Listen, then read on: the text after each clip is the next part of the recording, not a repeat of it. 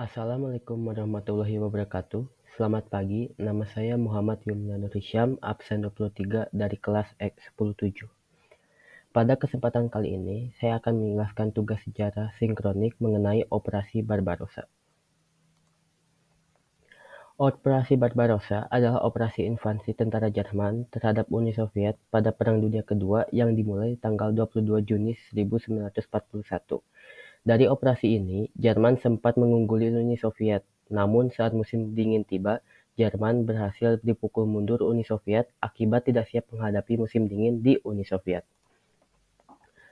Latar belakang dari operasi ini adalah pada Perang Dunia Kedua, Jerman dan Uni Soviet menandatangani sebuah fakta bernama Fakta Molotov-Ribbentrop, tepatnya pada 23 Agustus 1939. Dalam fakta tersebut, Jerman dan Uni Soviet sudah saling berjanji untuk tidak saling menyerang baik secara langsung maupun tidak langsung. Namun, Adolf Hitler, pimpinan tentara Nazi Jerman, melanggar fakta tersebut karena ingin menaklukkan wilayah barat Uni Soviet agar wilayah tersebut diisi oleh warga Jerman.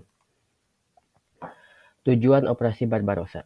Tujuan dari Operasi Barbarossa dilaksanakan adalah untuk menambah wilayah yang akan diisi oleh warga negara Jerman.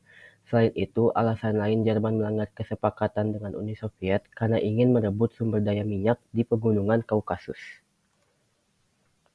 Pertempuran.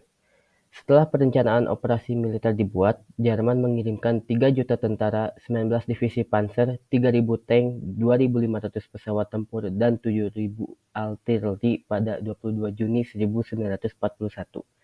Seminggu sebelum Jerman menyerang, Stalin, pemimpin Uni Soviet, sudah diperingatkan oleh Richard Sorge, mata-mata Soviet, bahwa operasi Barbarossa akan dilakukan tanggal 22 Juni.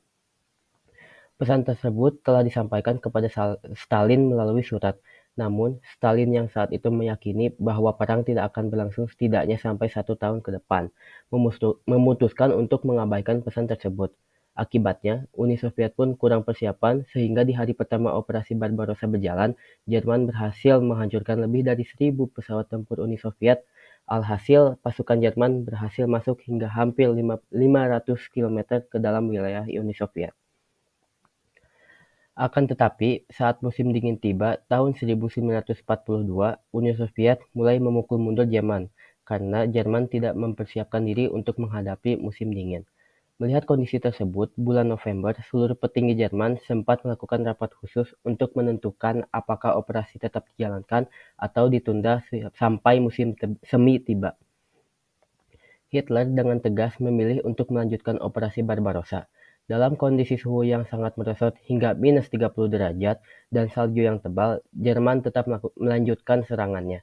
Yang terjadi, malah Uni Soviet berhasil memukul mundur Jerman keluar dari wilayah Uni Soviet. Dampak dari operasi Barbarossa. Dampak yang dirasakan setelah operasi Barbarossa dilancarkan adalah yang pertama, jumlah divisi Angkatan Darat Jerman menurun dari 209 divisi dan 163 divisi tempur menjadi 58 divisi dengan kapabilitas tempur korban tewas yang sangat besar di kedua belah pihak. Yang kedua, pihak Jerman lebih dari 1 juta tentaranya tewas, sedangkan pihak Uni Soviet korban yang tewas hampir 3 juta orang. Yang ketiga, Jerman kehilangan 2.800 pesawat terbang dan 2.830 tank, sedangkan Uni Soviet kehilangan 21.200 unit pesawat terbang dan 20.500 tank. Yang keempat, dan terakhir, ekonomi Uni Soviet merosot drastis dengan 1.710 kota dan 70.000 desa hancur dengan hampir 26 juta warga Uni Soviet tewas akibat pertempuran dan kelaparan. Kesimpulannya adalah, pada awal operasi Barbarossa dimulai, Jerman lebih unggul dikarenakan Uni Soviet yang tidak memiliki persiapan. Namun, seiring berjalannya waktu, pada saat memasuki musim dingin, Jerman tidak memiliki persiapan dan hal itu dimanfaatkan oleh Uni Soviet. Meskipun Uni Soviet mengalami kerugian yang lebih besar dibandingkan Jerman selama kampanye tersebut, ketidakmampuan pasukan Jerman untuk mengalahkan Uni Soviet menandai kemunduran yang signifikan bagi upaya militer Jerman. Sekian dari saya. Jika ada salah tutur kata, mohon maaf. Wassalamualaikum warahmatullahi wabarakatuh.